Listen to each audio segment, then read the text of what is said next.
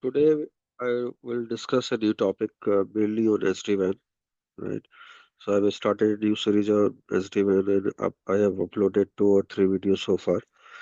So this is a new video which I am uploading and this is the basic video, but I think this is very important for all the guys who are new to the SD-WAN, right? And even if someone asks multiple questions about the controller, if they ask, okay, tell me something about the vSmart, then maximum person will say vSmart is just like a root reflector. Like there is a difference between vSmart and root reflector in BGP. So let me explain through one diagram. Okay, and this diagram will be very important to everyone, right? So I will discuss through one scenario. Okay, let me give you one scenario here, and then I will discuss in detail. Okay, so let's say we have two SD-WAN router. Okay, two SD-WAN router at site. Okay, and on that site we have three transport links. Okay, one is MPLS, one is internet, one is LT. Okay, and on the LAN side, we have one subnet running, that is 192.168.1.0/24 in VPN 1. Okay, so let me draw one simple diagram. Okay, this is a diagram. This is your, I'm talking about Cisco viptela, guys. Okay, this is your V as a SD-WAN router. This is again your VH SD-WAN router. Okay, and on this VH we have three transport. One transport, let me draw a diagram. This is your MPLS link. Second transport, this is your internet link. Third transport, this is your LT link. Okay, now we have T-lock, T-lock transport locator. So we have three T-lock because we have three transport.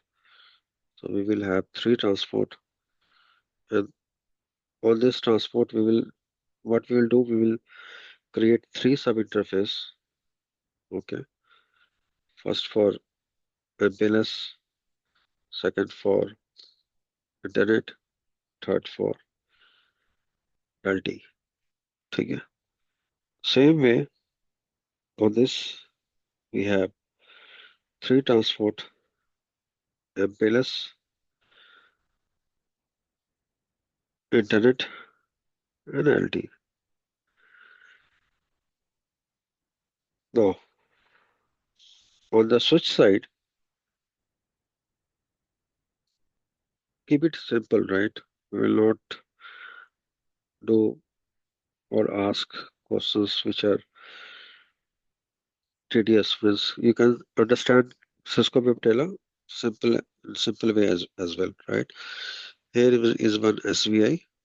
Okay, and on that SVI 10, this IP is 192.168.1.0/24. Now we are running here we are running, let's say, BGP here, in fact BGP. Okay, we are doing AS path prepend here, AS path prepend. This prepend is higher. So the traffic from the LAN, this is, let's say, user traffic. So traffic from the LAN will go via this path because this is primary path. Okay, let's say we have specific or default route. So always this traffic will come on VH. Then on the basis of TLOC, on the basis of policy, right? Centralized policy, what policy we have configured, right? Let me draw one more diagram. Just hold on. This will be quite an important topic for everyone. Okay, even I have taken years, right, to understand this one. So, on the basis of centralized policy, this transport, which transport, whether the traffic will be routed on LT, whether the traffic will be routed on the MPLS, whether the traffic will be routed on the internet, and decide based on centralized policy which we will create. Okay. Now, my question is, okay, because in SD-WAN we are running OMP, right? And BGP in traditional routing we run BGP. Okay, and root reflector is there. Root reflector.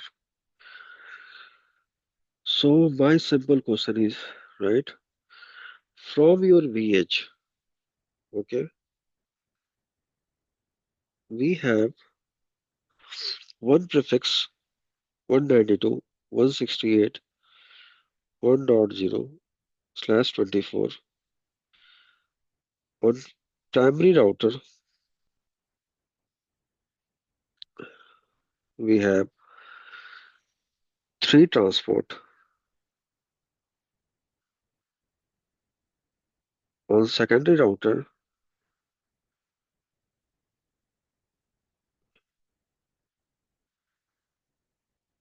we have three transport. Let's keep it simple. On primary router, the system IP, right? On primary router, let me draw primary router and secondary router. Primary router,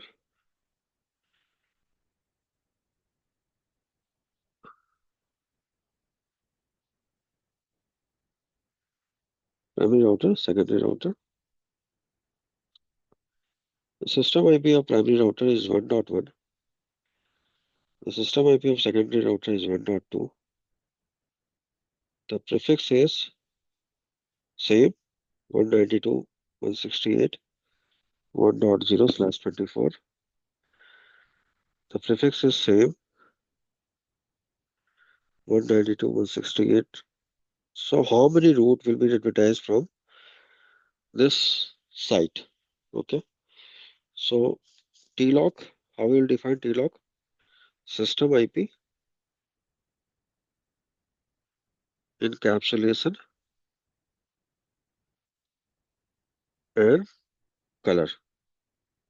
Okay.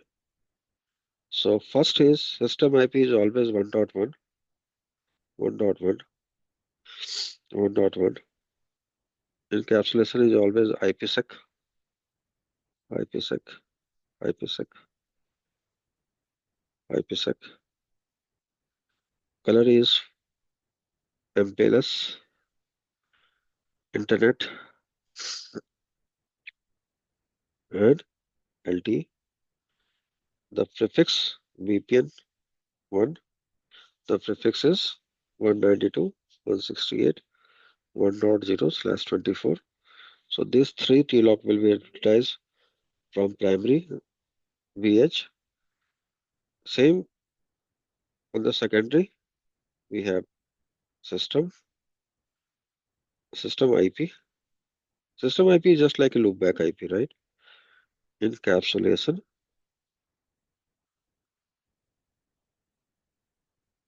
in color, right? System IP is 1.2, 1.2, 1.2. Again, IPsec, IPsec, IPsec. Color is again MPLS, internet, LTE. From the secondary router also, there is one prefix, VPN 1, 192.168.1.0/24. T-lock of primary, T-lock of secondary router. Okay. So total 6 route from this site will be advertised to vSmart. Okay. So let's say this site has a site ID of 10. Site ID of 10. So from this site ID 10, where we have two vEdge router, vEdge router, 1 and 2 prime. Okay. vSmart will receive 3 route, 3 T-lock from primary, 3 T-lock from secondary, and total it has 6 T-lock. Okay. And then what he will do? He will advertise all the T-lock, right? It's not a BGP. This is advertised over OMP. Okay. So what it will do? It will advertise all the 6 T-lock, valid T-lock, right? To all the remote site on the SD-WAN fabric on the vEdge router. It will receive 6 T-lock. It will also receive 6 T-lock. It will also receive 6 T-lock, right? And then the vEdge router, on the basis of policy, will have will have will create IPsec tunnel with respective site based upon the preference, right? IPsec tunnel. Site A to site B. It all depends whether we are doing ECMP or we are doing some um, policy, right? That this part, this site, this part, this bridge internet is primary or secondary. But from the vSmart perspective, it will advertise all the TLOC. Now, in traditional router, right? If this vSmart, let's keep it simple, right? If the vSmart is a route reflector, for example, we are not on the SD-WAN router. We have a route reflector here. Just replace this vSmart with a route reflector, right? Then in case of BGP, this route reflector will only advertise the best route. It will not advertise all the routes. For example, let me explain through one simple example of traditional routing, and then you can easily compare the difference of vSmart and BGP route reflector. So let's say we are not on SD-WAN, we are running simple BGP. Okay, this is simple BGP peer. This is primary. This is secondary. And then somehow in the cloud we have a route reflector. Route reflector. We have a peering with a route reflector, and there are multiple route reflector client, right? So this is primary. This is secondary. We are doing some metric manipulation. Means on this path we are doing AS path prepend, right? There is a code switch, LAN, right? So here, right, in the route reflector, this route reflector will receive two routes, two path, but this route reflector will forward just one path which is the best path to the route reflector client. This is the difference, right?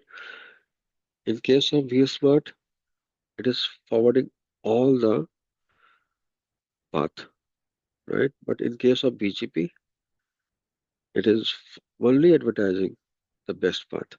So keep in mind that vSmart is not acting like a BGP route reflector.